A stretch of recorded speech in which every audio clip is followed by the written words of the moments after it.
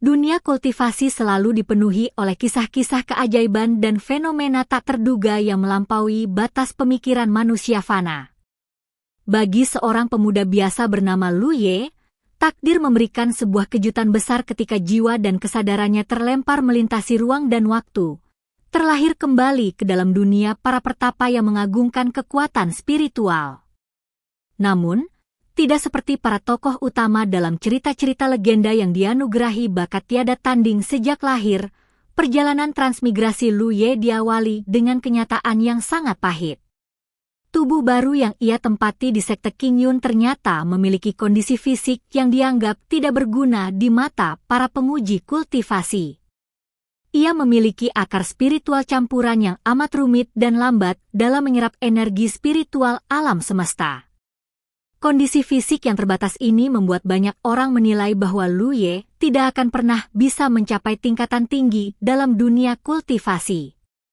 Alih-alih merasa putus asa atau berusaha setengah mati untuk mengejar ketertinggalannya, Lu Ye justru memilih jalan hidup yang sangat santai dan terkesan pemalas. Baginya, memaksakan diri dalam latihan keras tanpa bakat dasar yang memadai hanyalah tindakan yang menyiksa diri. Sikap hidupnya yang tidak peduli pada aturan ketat sekte seringkali membuatnya berurusan dengan pengawasan para tetua.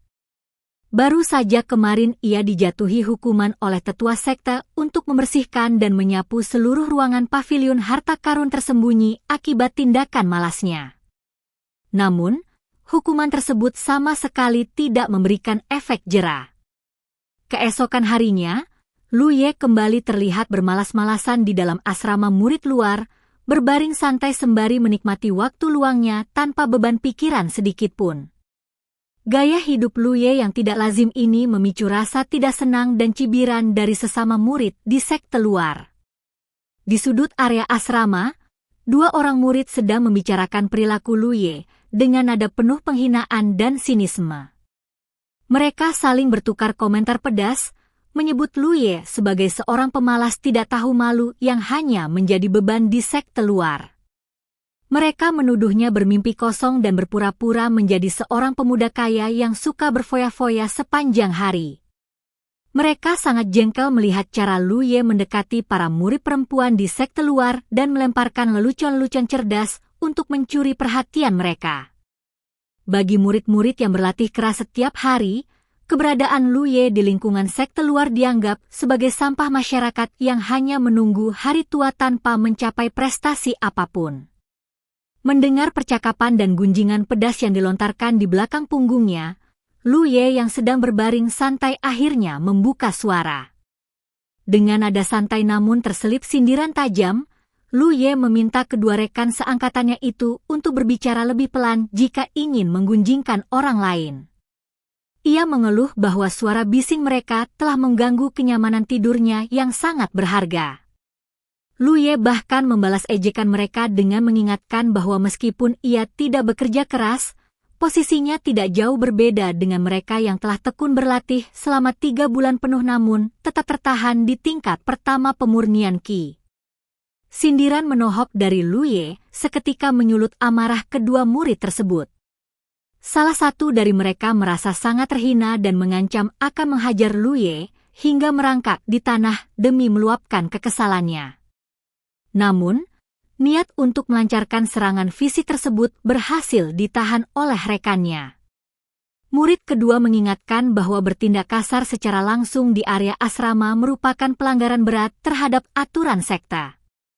Jika tindakan kekerasan mereka diketahui oleh para tetua yang bertugas, mereka bisa dijatuhi hukuman yang jauh lebih berat, yaitu dipaksa memberi makan mutiara roh yang sangat menguras tenaga dan waktu.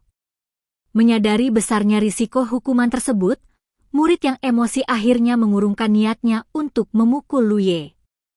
Sambil mengumpat dan memberikan peringatan keras, mereka memutuskan untuk pergi meninggalkan lokasi tersebut.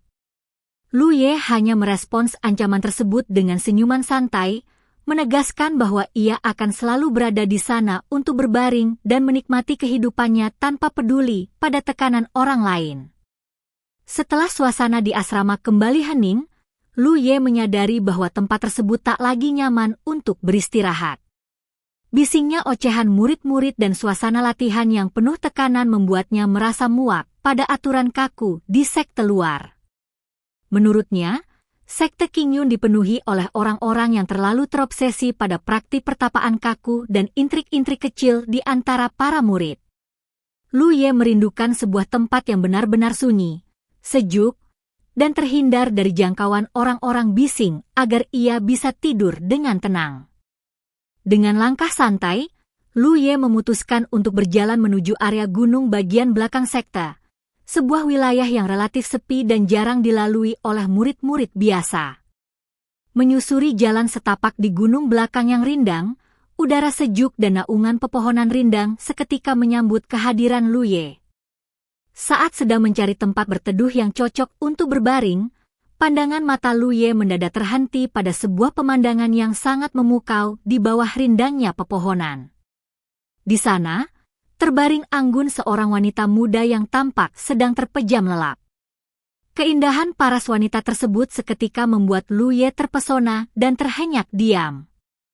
Dalam pandangan mata Lu Ye yang berasal dari dunia modern, kecantikan wanita misterius ini jauh melampaui gabungan seluruh murid perempuan di sekte luar, bahkan melampaui kecantikan para selebriti terkenal di dunia asalnya.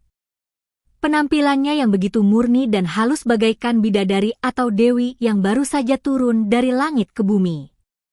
Tanpa menyadari siapa sosok sebenarnya yang berada di hadapannya, Lu Ye mendekat dengan langkah perlahan.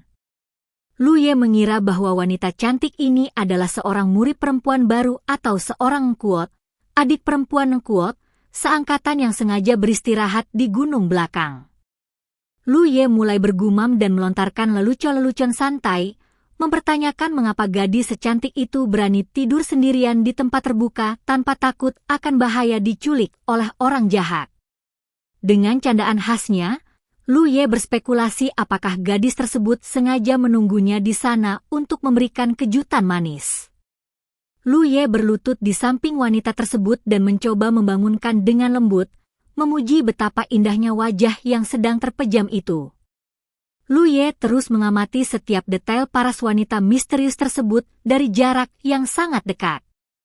Ia mengagumi kehalusan kulitnya yang seputih porselen, aroma harum bunga murni yang memancar dari tubuhnya, serta bentuk bibir merah alaminya yang sangat memikat. Lu Ye bahkan secara tidak sengaja menyentuh bagian pipi dan telinga wanita tersebut untuk memastikan apakah aroma wangi yang dipancarkannya berasal dari minyak parfum khusus. Lu Ye menawarkan untuk membelikannya beberapa kue beras yang lezat sebagai imbalan jika gadis tersebut bersedia merekomendasikan wewangian yang digunakannya. Rasa penasaran dan keterpesonaan Lu Ye membuatnya terus berbicara tanpa menyadari bahwa wanita tersebut sebenarnya sama sekali tidak sedang tidur lelap, melainkan sedang berada dalam tingkatan meditasi kultivasi yang amat dalam. Sensasi sentuhan fisik di pipi dan telinga serta suara bising dari interaksi kurang ajar tersebut seketika mengganggu pemusatan energi sang wanita. Kelopak matanya perlahan terbuka, memancarkan pancaran sinar mata yang sangat dingin, tajam, dan penuh dengan aura intimidasi yang menekan udara di sekitarnya. Suara dingin dan berwibawa menggema dari bibirnya, mempertanyakan siapa orang yang begitu berani mendekati area meditasinya dan mengganggu ketenangan proses kultivasinya. Lu Ye yang mendengar nada suara yang begitu acuh tak acuh dan penuh tekanan spiritual mulai merasa ada sesuatu yang tidak beres. Namun, sebelum Lu Ye sempat memahami situasi sepenuhnya, seorang murid perempuan senior berpakaian rapi mendadak muncul dari balik semak-semak dengan wajah penuh kepanikan dan kemarahan. Murid senior tersebut membentak Lu Ye dengan nada tinggi, mempertanyakan keberanian Lu Ye mengganggu proses kultivasi sang guru. Ketika Lu Ye yang bingung bertanya siapa sosok wanita cantik di hadapannya, murid senior tersebut memproklamirkan identitas aslinya dengan penuh rasa hormat dan kebanggaan. Wanita cantik yang baru saja disentuh pipinya dan dipanggil Engkuot, adik perempuan Engkuot, oleh Lu Ye ternyata bukanlah seorang murid biasa, melainkan Lin Qinghan, ketua sekte Qingyun yang amat diagungkan, seorang tokoh legendaris dengan tingkat kultivasi yang tak terukur serta memiliki kepribadian yang sangat dingin dan penyendiri. Lin Qinghan adalah murid. Rasa dingin merayapi seluruh tubuhnya saat ia menyadari betapa fatalnya kesalahan yang baru saja ia perbuat. Lu Ye menyadari bahwa dirinya bukan hanya telah bersikap tidak sopan dengan memanggil penguasa tertinggi sekte sebagai Nekuot, adik perempuan Nekuot, tetapi juga telah melakukan tindakan pemandangan kurang ajar dengan menyentuh pipi dan telinganya secara langsung.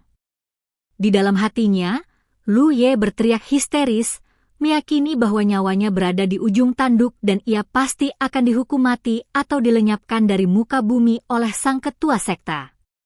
Dalam kepanikan yang luar biasa, Lu Ye seketika jatuhkan dirinya ke tanah, berlutut dan bersujud memohon ampunan di hadapan Lin Qinghan. Dengan suara bergetar, Lu Ye mencoba menjelaskan bahwa dirinya adalah Lu Ye, seorang murid luar yang baru saja bertransmigrasi dan sama sekali tidak mengenali wajah para petinggi sekta. Lu Ye menegaskan bahwa ketahuannya akan wujud agung sang ketua sekte membuatnya salah mengira Lin Qinghan sebagai rekan murid seangkatan.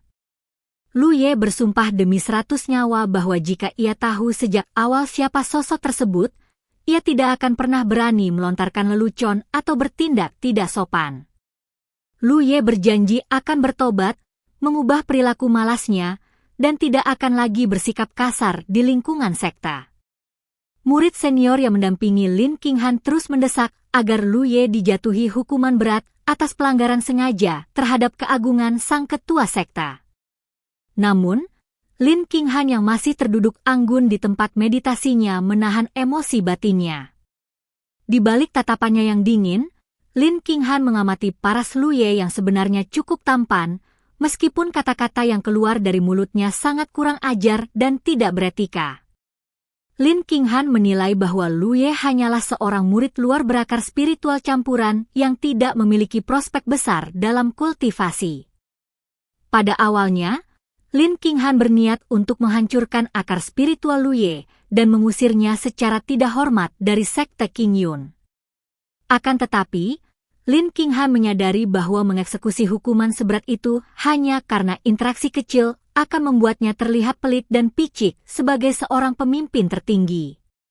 Mendengar janji Lu Ye yang bersumpah untuk memulai lembaran hidup baru dan bekerja keras, Lin Qinghan memutuskan untuk memberikan satu kesempatan terakhir. Lin Qinghan menetapkan hukuman alternatif yang mendidik bagi Lu Ye. Mulai hari berikutnya, Lu Ye diwajibkan untuk datang ke aula master setiap pagi untuk melakukan berbagai pekerjaan serabutan. Tugasnya meliputi menyusun buku-buku panduan rahasia sekte, merapikan dokumen, dan membersihkan seluruh halaman aula master. Lin Qinghan menegaskan bahwa jika Lu Ye bekerja dengan baik, ia mungkin akan memberikan beberapa petunjuk kultivasi dasar. Namun jika Lu Ye kembali bermalas-malasan, bertindak curang, atau bersikap kurang ajar, Lin Qinghan tidak akan segan-segan menghancurkan akar spiritualnya dan mengusirnya dari sekte secara permanen. Lu Ye menyambut keputusan tersebut dengan rasa lega yang amat besar. Ia berkali-kali mengucapkan terima kasih atas kemurahan hati Lin Qinghan. Dengan sifatnya yang pandai mengambil hati, Lu Ye bahkan menawarkan diri untuk tidak hanya melakukan pekerjaan serabutan, tetapi juga siap menyajikan teh herbal hangat serta memberikan pijatan pada bahu dan punggung sang ketua sekte jika dibutuhkan. Lin Qinghan menolak tawaran pijatan tersebut dengan wajah merona tipis, menyuruh Lu Ye untuk fokus pada tugasnya dan tidak lagi bicara omong kosong. Lin Qinghan kemudian memerintahkan murid seniornya, Qing Jian, untuk membawa Lu Ye menuju aula master dan memastikan pemuda itu memahami seluruh kewajiban pekerjaannya untuk esok hari. Lu Ye pun melangkah pergi mengikuti instruksi dengan senyuman lega, menyadari bahwa di balik hukuman tersebut, ia justru mendapatkan akses mendekati penguasa tertinggi sekta. Keputusan Lin Qinghan untuk menghukum Lu Ye dengan tugas-tugas rabutan di aula master secara perlahan membuka babak baru dalam perjalanan hidup pemuda pemalas tersebut di sekte Qingyun. Meskipun pada awalnya Lu Ye menganggap hukuman ini sebagai beban berat yang mengganggu waktu istirahatnya, kenyataan di lapangan ternyata menyajikan berbagai kejutan yang tak pernah ia duga sebelumnya. Pagi-pagi sekali, Luye telah melangkahkan kakinya menuju kompleks Aula Master dengan mengusap matanya yang masih mengantuk. Udara pagi di puncak gunung sangat dingin dan sejuk, menyelimuti area aula yang megah dan sunyi. Di pintu masuk Aula Master, Qing Jian, murid senior yang bertugas mengawasi pekerjaan, telah berdiri menanti kedatangan Luye. Dengan nada bicara yang tegas namun terselip kepedulian, Qing Jian mengingatkan Luye untuk bersikap sopan dan tidak lagi membuat sang ketua sekte marah. Qing Jian menjelaskan bahwa Lin Qinghan dari luar tampak sangat dingin dan bersikap keras kepada siapapun, tetapi di dalam hatinya sebenarnya memiliki kebaikan dan ketulusan yang luar biasa. Qing Jian memberi nasihat bahwa jika Luye mampu menunjukkan kinerja yang baik, tidak menutup kemungkinan sang ketua sekte akan memberikan bimbingan langsung dalam kultivasi spiritualnya. Sebaliknya, jika Luye kembali bertindak kurang ajar, bahkan Qing Jian sendiri tidak akan mampu menyelamatkannya dari hukuman sekte. Luye mendengarkan nasihat tersebut dengan senyuman santai, mengucapkan terima kasih kepada Qing Jian atas perhatiannya. Qing Jian kemudian membawa Luye menuju ruang studio film dan perpustakaan rahasia yang terletak di samping aula utama. Di sana, tumpukan buku panduan rahasia, gulungan kitab kuno, dan dokumen-dokumen sekte berserakan dalam kondisi yang cukup tidak teratur. Qing Jian menjelaskan secara rinci daftar tugas yang harus diselesaikan oleh Luye sebelum matahari terbenam, mengumpulkan seluruh kitab rahasia, menyusunnya secara rapi berdasarkan kategori, serta membersihkan seluruh halaman aula bankuet dan pelataran samping. Qing Jian memperingatkan agar Luye fokus bekerja dan tidak sesekali mengganggu Lin Qinghan yang sedang berada dalam ruang khusus untuk melakukan meditasi kultivasi tingkat tinggi. Melihat tumpukan kitab rahasia yang sangat tebal serta area halaman yang amat luas, Luye seketika menghela napas panjang. Luye mengeluh di dalam hatinya, merasa bahwa pekerjaan ini sangat menyita tenaga dan waktunya yang berharga. Ia meratapi kecerobohannya kemarin yang melontarkan lelucon tidak sopan hingga berujung pada hukuman berat ini. Bagi seorang pemuda yang terbiasa hidup santai dan berbaring tanpa beban, mengangkat kitab dan mengayunkan sapu di halaman luas rasanya seperti mengangkat batu besar yang kemudian dijatuhkan ke kakinya sendiri. Namun, menyadari bahwa mengabaikan tugas ini dapat berujung pada penghancuran akar spiritualnya, Luye tidak memiliki pilihan lain selain mulai merapikan gulungan-gulungan kitab tersebut satu persatu dengan langkah lesu. Di tengah rasa lelah dan kebosanan yang melanda saat membersihkan perpustakaan, sebuah keajaiban tak terduga menghampiri Luye. Pintu ruangan perlahan terbuka, dan sosok Suruan, seorang murid perempuan muda yang manis dan perhatian, melangkah masuk membawa nampan berisi makanan hangat dan minuman segar. Suruan menjelaskan bahwa ia mendengar kabar tentang hukuman Luye dan merasa khawatir jika seniornya itu kelaparan karena bekerja seharian tanpa istirahat.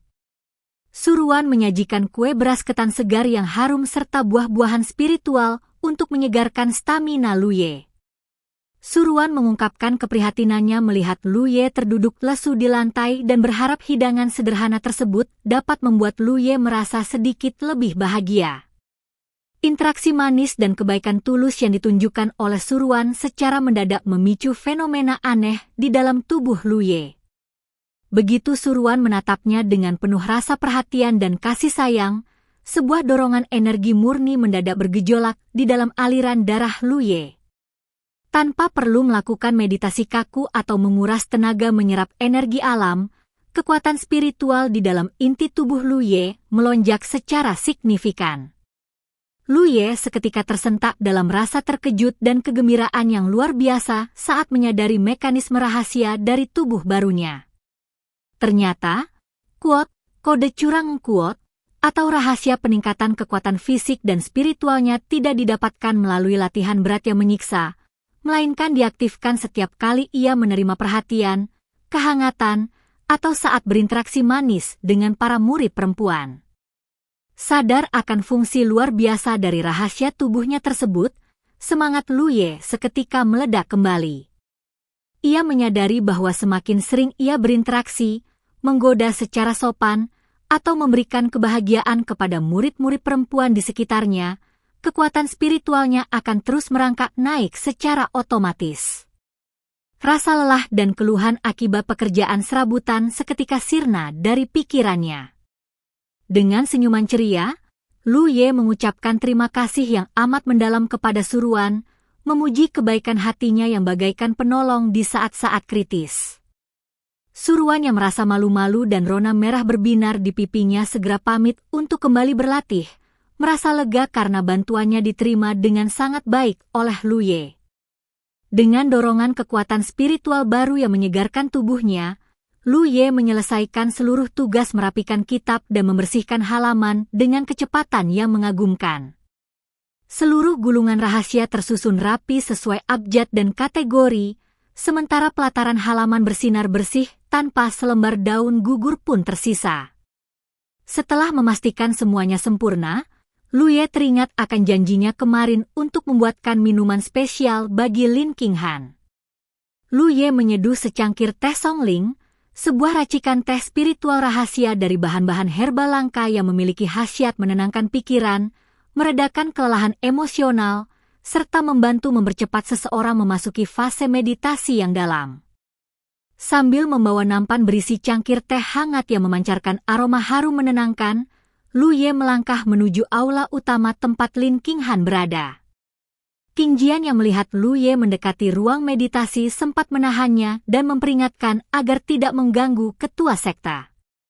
Namun, dari dalam ruangan, suara dingin Lin Qinghan menggema, memberi izin bagi Lu Ye untuk melangkah masuk. Lu Ye memasuki ruangan dengan senyuman ramah, menyajikan cangkir teh herbal hangat tersebut di hadapan Lin Qinghan. Lu Ye menjelaskan bahwa teh ini diseduh khusus untuk membantu sang ketua sekte meredakan kelelahan akibat meditasi non-stop setiap hari.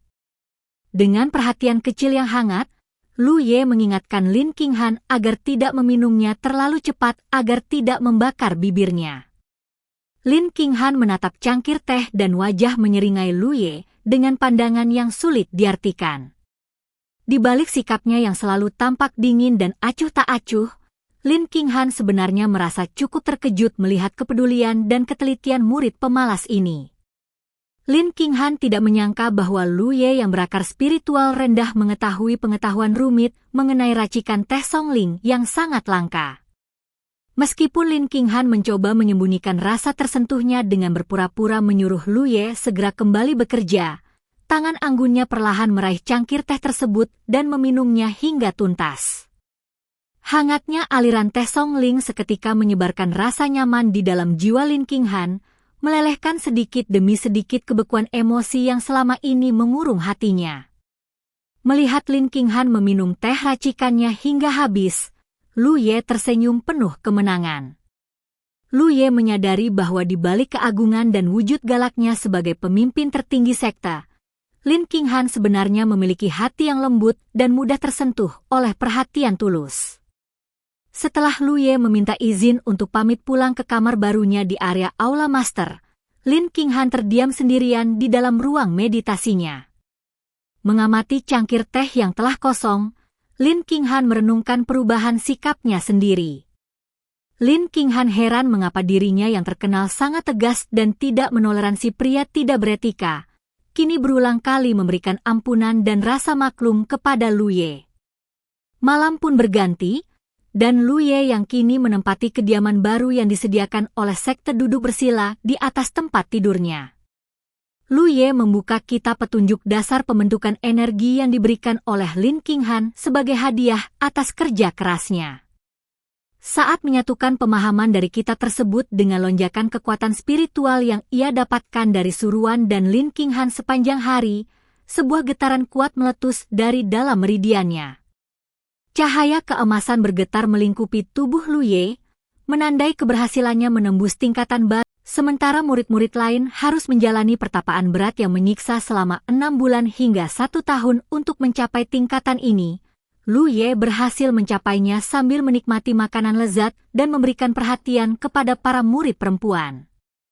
Lu Ye tertawa puas di dalam kamarnya, menyadari bahwa kombinasi antara kitab panduan murni dari Lin Qinghan dan keberadaan Kuot, kode curang kuot, di dalam tubuhnya telah menjadikannya pemenang sejati dalam kehidupan barunya di sekte Qingyun. Ia bersiap untuk menyambut hari esok dengan penuh percaya diri, bertekad untuk terus meningkatkan kekuatannya tanpa perlu merasakan penderitaan pertapaan kaku. Keberhasilan Lu Ye dalam menembus tingkatan baru kultivasi dalam waktu yang sangat singkat secara perlahan mulai mengubah pandangan dan posisi dirinya di mata para penghuni Aula Master. Di pagi hari yang sangat cerah dan diselimuti kabut tipis pegunungan, ketika Lu Ye kembali melangkah memasuki kompleks aula utama dengan membawa nampan berisi teh spiritual racikannya, suasana di sekitarnya terasa jauh lebih tenang dan hangat daripada hari-hari sebelumnya. Qing Jian, murid senior yang biasanya bersikap sangat ketat, keras, dan penuh prasangka dalam mengawasi setiap gerak-gerik Lu Ye, kini mulai memperlihatkan perubahan sikap serta rasa maklum yang mendalam. Qing Jian perlahan menyadari bahwa di balik sifat Lu Ye yang selalu terkesan pemalas, santai, bejat, dan suka melontarkan lelucon tidak sopan, pemuda ini ternyata memiliki ketulusan, kepatuhan yang luar biasa, serta kemampuan beradaptasi yang amat mengagumkan dalam menyelesaikan seluruh tugas rabutan yang dibebankan kepadanya. Saat melangkah memasuki ruang meditasi Lin Qinghan, Lu Ye menyajikan cangkir teh Songling hangat yang baru saja diseduhnya dengan cermat. Dengan senyuman ramah dan santai yang sudah menjadi ciri khas dirinya, Lu Ye dengan lembut membujuk sang ketua sekte untuk meminumnya agar pikiran, aliran darah, dan jiwa Lin Qinghan tetap jernih serta tenang sebelum memulai pertapaan kultivasi. Lin Qinghan yang duduk anggun di atas altar meditasinya menatap cangkir teh tersebut dengan rona kehangatan yang samar di balik ekspresi wajahnya yang selalu dingin. Lin Qinghan tidak lagi membentak, bersikap kasar, atau mengancam akan menghancurkan akar spiritual Lu Ye seperti saat pertama kali mereka bertemu di area gunung belakang. Kehadiran Lu Ye yang secara konsisten membawakan minuman spiritual hangat dan menunjukkan perhatian-perhatian kecil yang tulus setiap hari terbukti berhasil melunakkan kebekuan emosi yang selama ini mengurung jiwa sang penguasa tertinggi sekta. Setelah Lu Ye pamit keluar dengan sopan untuk merapikan sisa-sisa kitab rahasia di perpustakaan, Lin Qinghan mengamati bayangan pemuda tersebut dari balik tirai tipis dengan perasaan batin yang kian berkecamuk. Lin Qinghan menyadari bahwa dirinya yang memegang keagungan sebagai penguasa tertinggi sekte Qingyun kini mulai merasakan keterikatan emosional serta rasa nyaman yang sangat sulit dijelaskan pada seorang murid luar yang sebelumnya dianggap tidak berguna oleh seluruh sekta.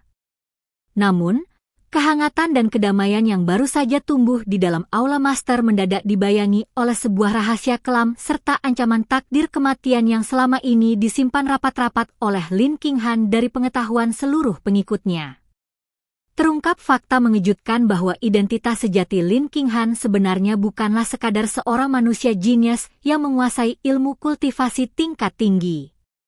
Di balik kemurnian dan keagungan jiwanya, Lin Qinghan adalah manifestasi dari sosok rubah surgawi berekor 9 kuno, sebuah garis keturunan murni dan sakral dari klan iblis yang membawa kekuatan raksasa, namun diikat oleh kutukan darah maut yang sangat mengerikan di Danau Tianhu.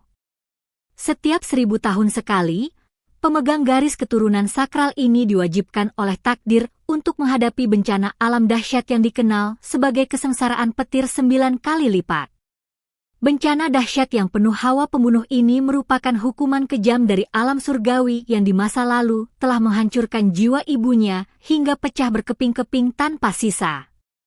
Waktu datangnya kesengsaraan petir 9 kali lipat tersebut kini telah berada di ambang mata, di mana hawa dingin yang menusuk serta amukan energi petir dari angkasa mulai menggetarkan meridian tubuh Lin Qinghan secara liar. Untuk menekan gejolak energi musim dan menunda ledakan bencana mematikan tersebut, Lin Qinghan membutuhkan khasiat luar biasa dari rumput jiwa murni, sebuah tanaman obat sakral yang sangat langka dan hanya dapat tumbuh di tempat paling terisolasi di dalam tanah terlarang sekte Qingyun. Namun, tanah terlarang tersebut merupakan sebuah wilayah kematian yang dipenuhi oleh perangkap gaib serta makhluk-makhluk ganas penjaga perbatasan, di mana siapapun yang nekat mencoba menerobos masuk akan dihadapkan pada ancaman 9 kematian dan hanya 1 kesempatan tipis untuk bertahan hidup. Menyadari bahwa takdir kematian dan kehancuran jiwanya di bawah amukan petir surgawi sudah semakin dekat dan tidak terhindarkan, Lin Qinghan mulai mempersiapkan langkah-langkah penyerahan takdir secara tenang. Lin Qinghan memanggil Lu Ye mendekat ke altar meditasinya dan menyerahkan sebuah gulungan kitab rahasia yang memancarkan aura keemasan murni. Kitab tersebut berisikan metode pernapasan dasar Tianhu, sebuah teknik kultivasi tertinggi dan paling sakral milik klan rubah surgawi yang sanggup melindungi meridian, menstabilkan fondasi energi tubuh, serta menjamin keselamatan jiwa pemakainya dari gempuran bahaya luar. Dengan suara yang bergetar penuh penekanan serta rasa tanggung jawab seorang guru, Lin Qinghan menyampaikan bahwa postur tubuh, watak, serta alur energi Lu Ye sangat cocok untuk mempelajari metode sakral ini. Lin Qinghan mempercayakan kitab tertinggi tersebut kepada Lu Ye sebagai bentuk perlindungan terakhir yang dapat ia berikan. Di dalam batinnya yang paling dalam, Lin Qinghan berharap jika kelak ia gagal melewati gempuran dahsyat kesengsaraan petir 9 kali lipat dan jiwanya musnah dari muka bumi, Lu Ye dapat memanfaatkan metode pernapasan sakral ini untuk melanjutkan hidupnya dalam kedamaian, tumbuh menjadi pertapa yang kuat, dan tidak perlu lagi ditindas, direndahkan, atau dianiaya oleh murid-murid sekte luar. Lu Ye yang menerima gulungan kitab sakral yang masih hangat tersebut merasakan beratnya beban serta makna terselubung di balik pemberian sang ketua sekte. Melalui kepekaan batinnya serta pengamatannya terhadap perubahan raut wajah Lin Qinghan yang kian pucat dan lemas, Lu Ye menyadari sepenuhnya bahwa ada bahaya luar biasa yang sedang mengancam keselamatan nyawa gurunya. Rasa cemas dan takut kehilangan yang teramat sangat seketika membakar dada Lu Ye.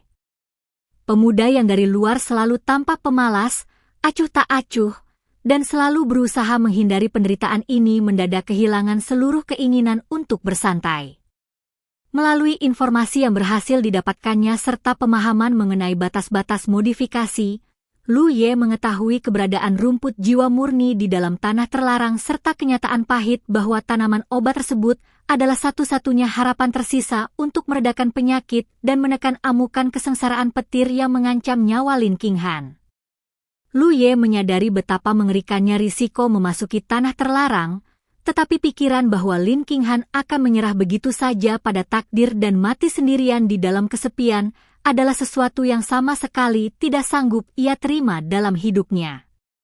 Tanpa memedulikan keselamatan dirinya sendiri dan tanpa memberitahu siapapun di aula master, Lu Ye membulatkan tekad untuk menerobos masuk ke dalam tanah terlarang sendirian. Saat ia melangkah meninggalkan kompleks aula master dengan raut wajah yang sangat tegang, pucat, dan penuh determinasi, suruhan yang kebetulan melintas menangkap perubahan sikap tidak biasa pada seniornya tersebut. Merasakan rasa khawatir yang amat mendalam melihat Lu Ye yang biasanya ceria kini tampak begitu tertekan dan dibebani pikiran berat, suruhan mendekat dan mengulurkan sebuah benda pusaka pelindung miliknya. Suruhan menyerahkan cermin pelindung jantung, sebuah artefak magis pelindung jiwa yang berfungsi untuk menenangkan pikiran serta membentengi tubuh dari gempuran bahaya fisik secara langsung. Suruhan memohon dengan tulus agar Lu Ye menerima cermin pelindung tersebut dan berjanji untuk tetap menjaga keselamatan dirinya sendiri, apapun misi berbahaya atau keputusan nekat yang hendak dilakukannya. Lu Ye menerima cermin pusaka tersebut dengan rasa haru yang amat besar, mengucapkan terima kasih atas kepedulian dan kebaikan tulus suruhan sebelum akhirnya membulatkan langkah mantap menuju gerbang tanah terlarang. Menyusuri lorong-lorong gelap yang dipenuhi oleh aura kegelapan menusuk dan raungan raksasa monster penjaga, Lu Ye mendorong seluruh potensi fisik dan energi spiritualnya hingga melampaui batas maksimal. Rasa takut akan kematian seketika sirna total dari pikirannya, digantikan oleh satu tekad murni yang menyala-nyala bahwa ia harus berhasil mendapatkan rumput jiwa murni demi menyambung kembali nyawa Lin Qinghan. Keberanian tak tertandingi serta keteguhan jiwa yang ditunjukkan oleh Lu Yan saat secara nekat menerobos masuk ke dalam kedalaman tanah terlarang yang mematikan akhirnya membuahkan hasil yang sangat luar biasa dan mengagumkan. Di tengah lingkungan yang dipenuhi oleh aura kematian yang sangat ganas, kegelapan pekat, serta ancaman terus-menerus dari para monster raksasa penjaga perbatasan, Luyan tidak hanya berhasil mempertaruhkan seluruh jiwanya demi mendapatkan rumput jiwa murni untuk menyembuhkan penyakit sakral sang ketua sekta, tetapi juga mengalami pencerahan spiritual tingkat tinggi yang memicu pemicuan potensi tersembunyi di dalam meridian tubuhnya. Gelombang energi spiritual alami yang sangat murni dari tanah terlarang menyatu secara sempurna dengan inti jiwanya yang pantang menyerah. Secara mengejutkan dan di luar nalar seluruh pengikut sekta, Luyan tidak hanya melompati tahap pembangunan fondasi awal, melainkan berhasil menembus langsung ke tingkat ranah inti keemasan, Kim, dan, secara sempurna, sebuah pencapaian kultivasi yang sangat langka, spektakuler, dan hampir tidak masuk akal bagi seorang murid luar yang sebelumnya dianggap tidak berguna. Dengan keberhasilan memetik rumput jiwa murni serta kebangkitan tingkat kultivasi barunya yang begitu dahsyat, Luyan kembali ke kompleks utama sekte tepat pada saat perayaan besar Festival Kiksi dan gelanggang seni bela diri tahunan sedang berlangsung dengan sangat meriah. Arena pertandingan hari itu dipenuhi oleh sorak-sorai riuh dari ribuan murid, baik dari sekte dalam maupun sekte luar, yang berkumpul penuh antusias untuk menyaksikan kompetisi adu kekuatan.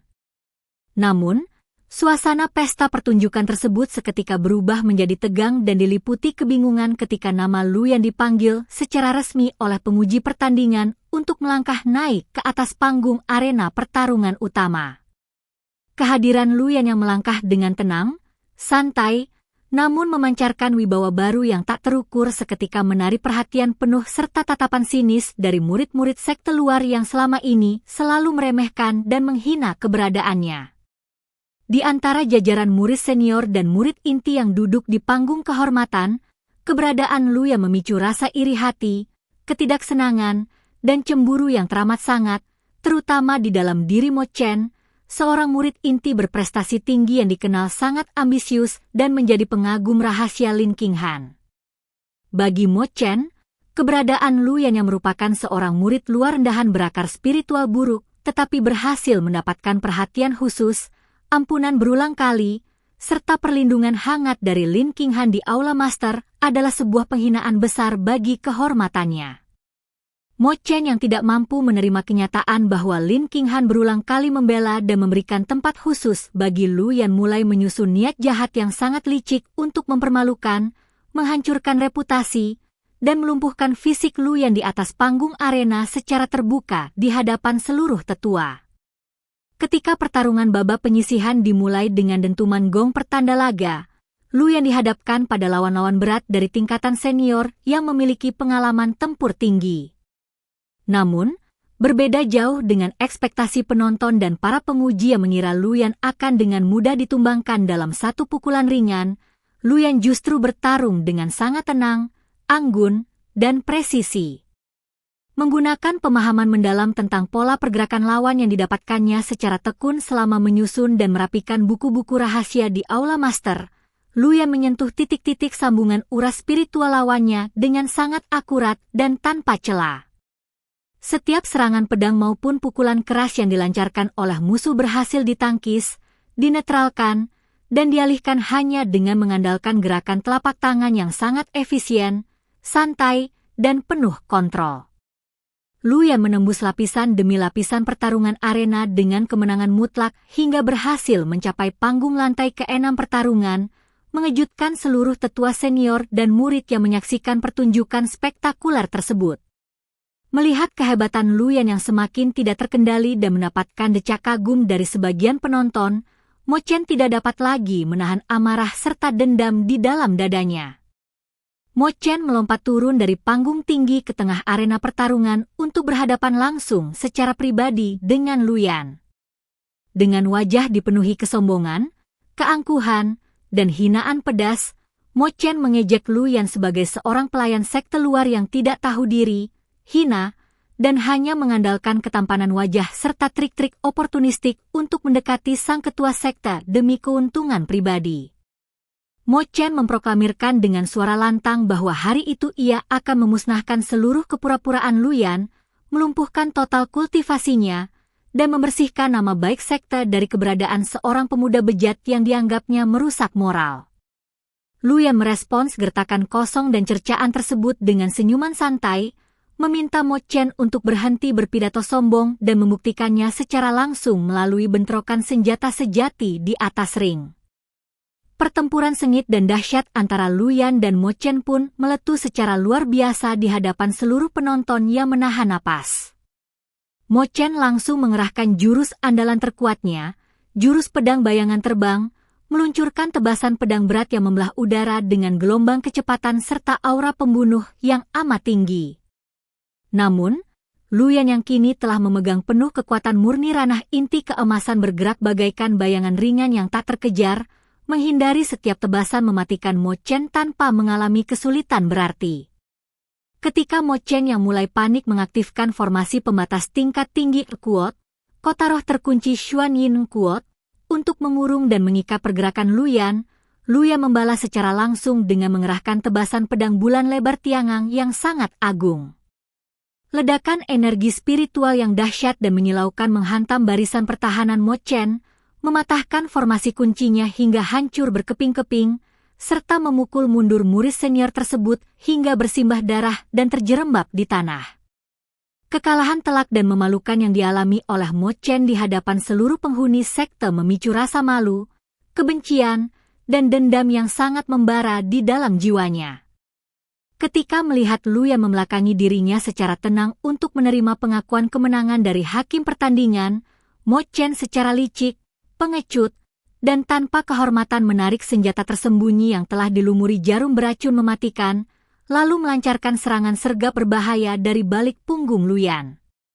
Tindakan curang dan menjijikan tersebut seketika memicu teriakan histeris ketakutan dari para penonton di sekitar panggung pertandingan. Namun, sebelum jarum beracun itu sempat menyentuh atau melukai tubuh Luyan, sebuah kilatan cahaya murni dari cermin pelindung jantung yang sebelumnya diberikan oleh suruhan secara otomatis bereaksi membentengi dada Luyan, memantulkan kembali serangan beracun tersebut secara telak ke arah Mo Chen hingga melumpuhkan urat kakinya sendiri. Melihat cermin pelindung jantung, sebuah harta karun pusaka paling berharga dan sakral milik sekte, berada di tangan Luyan, Mo Chen dan para tetua radikal yang mendampinginya seketika menggunakan kesempatan tersebut untuk menyebarkan fitnah baru yang sangat kejam. Mo Chen berteriak dengan suara serak dan penuh kepalsuan, menuduh Luyan telah menipu nona suruhan yang masih muda dan polos, serta mencuri pusaka paling berharga milik sekte menggunakan kata-kata manis, tipu daya, dan ketampanan fisiknya. Para tetua sekte yang berpikiran kaku dan mudah terhasut oleh provokasi tersebut langsung berdiri, menuntut agar Luyan segera dijatuhi hukuman paling berat sesuai aturan kaku sekte, menghapuskan seluruh tingkat kultivasi yang baru dicapainya, mencambuk tubuhnya secara terbuka di hadapan publik, dan mengusirnya dari sekte King Yun secara tidak hormat. Di tengah tuduhan kejam, tudingan fitnah, dan vonis zalim yang dilontarkan oleh para tetua senior, suruhan melangkah maju ke tengah arena pertarungan dengan sangat berani. Dengan air mata berlinang dan suara yang bergetar penuh kejujuran, suruhan menegaskan di hadapan publik bahwa cermin pelindung jantung tersebut adalah hadiah yang diberikannya secara sukarela dan tulus kepada Luyan demi melindunginya dari bahaya kematian. Suruhan menegaskan secara terbuka bahwa Luyan tidak pernah berbohong, menipu, atau mencuri apapun dari dirinya maupun dari sekte. Namun, para tetua sekte yang picik menolak keras mendengarkan penjelasan jujur suruhan, menuduh bahwa gadis muda itu telah terpengaruh oleh sihir pelet dan kata-kata manis Lu yang sehingga tidak sanggup lagi membedakan kebenaran dari kebohongan. Saat para penjaga arena melangkah maju dengan senjata terhunus untuk melumpuhkan Luyan yang terkepung oleh prasangka buruk dan kebencian seluruh sekte, sebuah tekanan aura spiritual yang amat dahsyat, dingin, dan menggentarkan seketika turun dari angkasa melingkupi seluruh area arena pertarungan.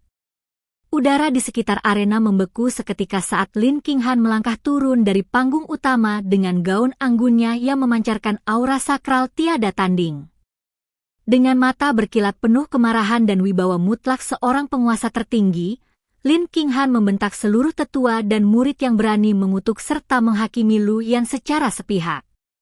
Lin Qinghan melangkah tegas dan berdiri tepat di depan Luyan, membentenginya secara langsung dari segala ancaman senjata penjaga sekta. Lin Qinghan memproklamirkan secara terbuka dan mantap di hadapan seluruh sekte bahwa Lu Yan adalah murid khusus yang berada di bawah perlindungan mutlaknya. Ia menegaskan bahwa Lu Yan telah mempertaruhkan nyawanya sendiri secara tulus di tanah terlarang demi mengambil rumput jiwa murni untuk menyembuhkan penyakitnya, sehingga ia tidak akan pernah membiarkan siapapun menyakiti, merendahkan, atau memfitnah pemuda tersebut. Lin Qinghan membongkar kelakuan licik Mo Chen yang telah menjebak sesama murid, bertindak pengecut menyerang dari belakang, dan menyebarkan rumor jahat demi memuaskan rasa cemburunya. Menggunakan wewenang tingginya sebagai ketua sekta, Lin Qinghan menjatuhkan hukuman tegas dan tidak terelakkan kepada Mo Chen, menghapuskan 30% tingkat kultivasinya dan menghukumnya untuk merenungi kejahatannya di tebing pertobatan gunung belakang selama 30 tahun tanpa diperbolehkan melangkah keluar sedikitpun. Keadilan mutlak dan ketegasan yang ditegakkan oleh Lin Qinghan seketika membungkam seluruh tetua radikal dan murid-murid yang sebelumnya memfitnah Lu Yan. Lu Yan menatap Lin Qinghan dengan rasa haru, kekaguman, dan kehangatan yang amat mendalam, mengucapkan terima kasih atas perlindungan serta kepercayaan tulus yang diberikan oleh gurunya di saat-saat paling kritis. Lin Qinghan menatap Lu Yan dengan senyuman tipis yang sangat menawan dan penuh kehangatan, berbisik bahwa karena Lu Yan telah mempertaruhkan nyawa demi menyelamatkannya dari bahaya tanah terlarang, maka kini giliran dirinya yang akan berdiri di paling depan untuk membentengi dan melindungi Lu Yan dari setiap ancaman kejahatan di dunia kultivasi. Keduanya berdiri bersisian di tengah arena, menyatukan tekad dan jiwa untuk menghadapi segala bentuk ujian, ancaman, dan pertempuran besar yang akan datang di masa depan. Setelah kebenaran terungkap secara gamblang di tengah arena pertempuran dan Lin Qinghan memberikan perlindungan mutlak kepada Lu Ye dari tuduhan palsu para tetua yang picik, suasana di sekte Qingyun tidak lantas berubah menjadi tenang. Di balik kemenangan keadilan yang baru saja dirayakan di panggung pertarungan, ancaman takdir kematian yang paling mematikan dan paling mengerikan dalam sejarah klan justru baru saja dimulai. Tubuh anggun Lin Qinghan mulai bergetar hebat saat hawa dingin ekstrim yang membekukan aliran meridian serta gejolak aura pembunuh yang amat pekat dari angkasa tidak lagi dapat ditekan hanya dengan menggunakan kekuatan spiritual biasa. Waktu kedatangan bencana alam dahsyat yang selama ribuan tahun sangat ditakuti oleh seluruh garis keturunan sakral, yaitu kesengsaraan petir 9 kali lipat dari Danau Tianhu, telah resmi tiba dan membentang luas di atas angkasa Gunung Qingyun. Menyadari secara penuh bahwa gempuran petir surgawi kali ini membawa gelombang kekuatan pemusnah yang jauh lebih dahsyat dan mematikan dibandingkan bencana di masa lalu, Lin Qinghan memutuskan untuk menghadapi takdir kelamnya sendirian. Lin Qinghan, yang memiliki hati yang sangat lembut di balik paras dinginnya, tidak ingin melibatkan Lu Ye dalam pusaran kematian yang tidak memiliki kepastian hidup tersebut. Dengan langkah yang tenang namun dipenuhi kepasrahan jiwa, sang ketua sekte melangkah menuju tempat pembantaian sakral di puncak gunung. Namun, Lu Ye yang telah mempelajari rahasia-rahasia mengenai kutukan darah Tianhu serta menyadari betapa besarnya risiko bahaya yang mengancam nyawa gurunya sama sekali tidak berniat untuk tinggal diam berlindung di aula master. Lu Ye bergegas berlari menyusul dan mendekati Lin Qinghan yang tengah berdiri tegak bersiap menanti jatuhnya tebasan petir surgawi. Dengan raut wajah yang memancarkan keteguhan jiwa yang amat luar biasa, Lu Ye menegaskan bahwa ia telah mengetahui segala hal mengenai rahasia kelam kutukan kuno Danau Tianhu, termasuk takdir tragis yang di masa lalu pernah menghancurkan jiwa ibu kandung Lin Qinghan hingga pecah berkeping-keping tanpa sisa. Lin Qinghan menatap muridnya itu dengan pandangan mata yang dipenuhi oleh rasa haru yang mendalam bercampur dengan keputusasaan yang menyiksa batin. Dengan suara yang bergetar, Lin Qinghan berusaha keras membujuk, memohon, dan bahkan mengeluarkan perintah resmi sekte agar Lu Ye segera pergi melarikan diri meninggalkan sekte Qingyun. Lin Qinghan mendesak Lu Ye untuk mencari tempat persembunyian yang terpencil, aman, dan damai di dunia fana demi melanjutkan hidup serta bercocok tanam secara tenang tanpa perlu memedulikan nasib dirinya. Lin Qinghan menegaskan dengan nada tinggi bahwa kesengsaraan petir surgawi adalah bentuk hukum pemusnahan paling kejam dari alam surgawi yang sama sekali tidak ada hubungannya dengan seorang murid luar yang baru saja membangkitkan kekuatannya. Namun, Lu Ye menolak perintah tersebut secara tegas tanpa ada keraguan sedikitpun. Lu Ye mengingatkan Lin Qinghan bahwa sang guru telah menggunakan esensi energi 1000 tahun untuk menyembuhkan luka fisiknya di masa lalu, sehingga saat ini sudah menjadi kewajiban mutlak baginya untuk menanggung seluruh musibah takdir, penderitaan, dan bahaya kematian bersama-sama di samping sang guru. Di tengah perdebatan emosional dan penuh keharuan antara guru dan murid tersebut, Suruan bersama rombongan murid senior lainnya melangkah mendekat ke lokasi altar pembantaian. Menyadari keteguhan jiwa Lu Ye yang tidak tergoyahkan sedikit pun untuk berbagi hidup dan mati bersama Lin Qinghan, Suruan mengulurkan tangannya yang bergetar dan menyerahkan 3 buah obat suci pelindung jiwa tertinggi yang menjadi harta simpanan utama sektenya. Suruan menjelaskan dengan cermat bahwa 3 obat suci tersebut memiliki khasiat luar biasa yang sanggup menahan gempuran 3 sambaran petir paling mematikan dari angkasa. Dengan air mata yang mengalir membasahi pipinya, Suruan memohon agar Lu Ye dan Lin Qinghan berhati-hati serta berdoa dengan tulus agar mereka berdua berhasil selamat melewati cengkraman takdir kematian yang kejam. Lu Ye menerima obat suci tersebut dengan penuh rasa hormat, mengucapkan terima kasih yang amat mendalam atas kebaikan rekan-rekannya, lalu bersumpah secara terbuka di hadapan mereka bahwa ia tidak akan pernah membiarkan Lin Qinghan tewas atau hancur di bawah gempuran petir. Atmosfer di atas langit Gunung Qingyun seketika berubah menjadi gelap gulita yang mencekam, diselimuti oleh hamparan awan hitam pekat yang berputar liar dan memancarkan kilatan petir keemasan yang menyilaukan mata. Raungan gemuruh petir raksasa yang membelah angkasa menandakan bahwa hukum jalan surgawi telah resmi dibentangkan untuk mengeksekusi hukuman pemusnahan. Lin Qinghan melangkah perlahan ke tengah-tengah altar pembantaian, melepaskan seluruh ikatan aura rubah surgawi berekor 9 kuno yang bersemayam di dalam jiwa dan meridian tubuhnya. Dalam keputusasaan yang amat mendalam namun dipenuhi ketenangan batin, Lin Qinghan menatap lurus ke arah langit yang berguncang, berbisik lirik bahwa penantian panjangnya selama 1000 tahun akhirnya telah mencapai titik akhir dan ia siap untuk menyatu kembali dengan mendiang ibunya di alam baka. Namun, tepat pada saat sambaran petir surgawi pertama yang sangat raksasa dan memancarkan suhu membakar menghantam bumi dengan kecepatan dahsyat, Lu Ye melompat dengan gesit ke tengah altar dan menerobos masuk ke dalam lingkaran kematian tanpa rasa takut sedikitpun. Lu Ye merengkuh dan memeluk tubuh Lin Qinghan dari belakang secara erat, menahan gempuran gelombang energi petir surgawi secara langsung dengan menggunakan kekuatan fisik dan jiwanya sendiri. Lin Qinghan terperanjat dalam kepanikan besar dan kemarahan yang luar biasa, berteriak meminta Lu Ye untuk melepaskan pelukannya dan segera melarikan diri menyelamatkan nyawanya. Namun, Lu Ye justru semakin mempererat dekapannya di tubuh Lin Qinghan, tersenyum hangat di tengah siraman percikan api petir yang membakar pakaian mereka, lalu mengulang kembali janji sucinya bahwa selama ia masih bernapas di atas bumi ini, Lin Qinghan tidak akan pernah dibiarkan menghadapi kematian seorang diri. Mengabaikan rasa sakit yang amat menyiksa yang menggerogoti setiap jaringan meridian, organ dalam, dan permukaan kulitnya, Lu Ye mengambil keputusan nekat paling ekstrim untuk mematahkan dan menghancurkan kutukan darah Danau Tianhu secara permanen untuk selamanya. Lu Ye menggunakan esensi jiwanya sendiri sebagai penuntun utama dan mengorbankan ranah inti keemasan, Kim Dan, yang baru saja dicapainya dengan susah payah di tanah terlarang sebagai bentuk persembahan sakral.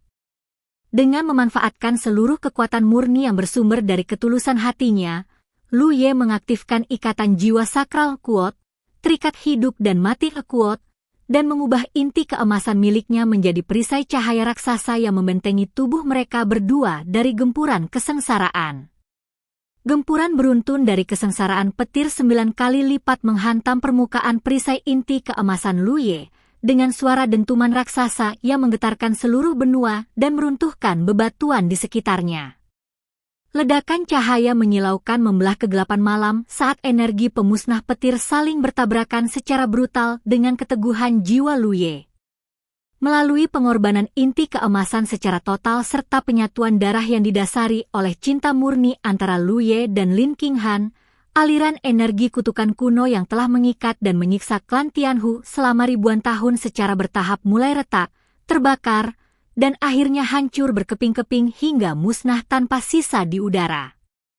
Bencana alam paling mengerikan yang diproduksi oleh jalan surgawi tersebut berhasil dipatahkan dan dihancurkan secara sempurna oleh kekuatan cinta, pengorbanan, dan keteguhan jiwa manusia.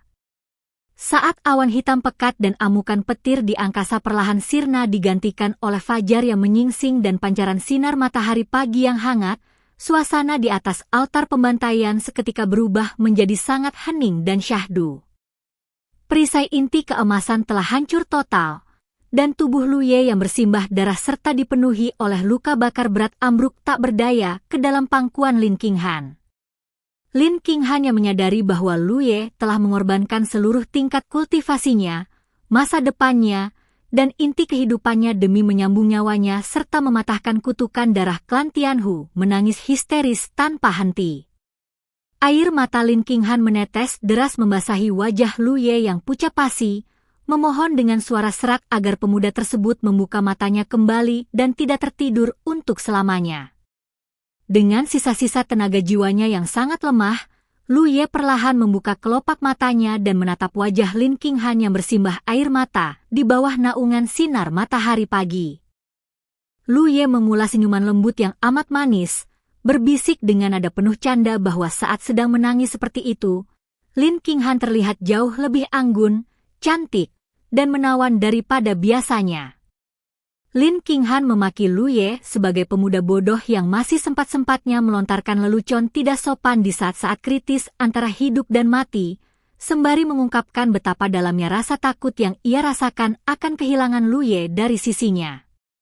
Lu Ye dengan perlahan mengangkat tangannya yang lemah untuk mengusir dan mengusap air mata di pipi Lin Qinghan, menegaskan dengan lembut bahwa ia tidak pernah berbohong dan bahwa keindahan paras serta kebaikan hati sang guru adalah kebenaran sejati yang selalu ia kagumi sejak awal.